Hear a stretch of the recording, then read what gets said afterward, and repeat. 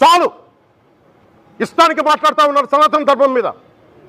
అయ్యప్ప స్వామి మీద మాట్లాడతారు, సరస్వతి దేవి మీద మాట్లాడతారు. అల్లా మీద మీరు మాట్లాడగలరా? మహమ్మద్ ప్రవక్త మీద మీరు మాట్లాడగలరా? జీసస్ మీద మీరు మాట్లాడగలరా? అందరూ కూర్చొని సనాతన ధర్మం మీద, వినాయకుడి మీద జోకులు వేస్తారు, దుర్గాదేవి మీద జోక్స్ వేస్తారు, సరస్వతి దేవి మీద జోక్స్ వేస్తారు. మా మనోభావాలు గాయపడవా?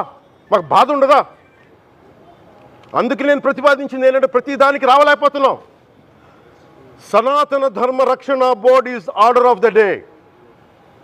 ప్రతిసారి కూర్చోబెట్టి మేము డిఫెండ్ చేసుకోలేం. ఇది ప్రతి సగటు హిందువు తాలూకు ధర్మం. ఇదే ఇస్లాం మీద దాడి జరిగితే ఎంతమంది బయటకు వస్తారు, ఎంతమంది నిరసన తెలియజేస్తారు? రోడ్ల మీదకి రమ్మని చెప్పట్లా.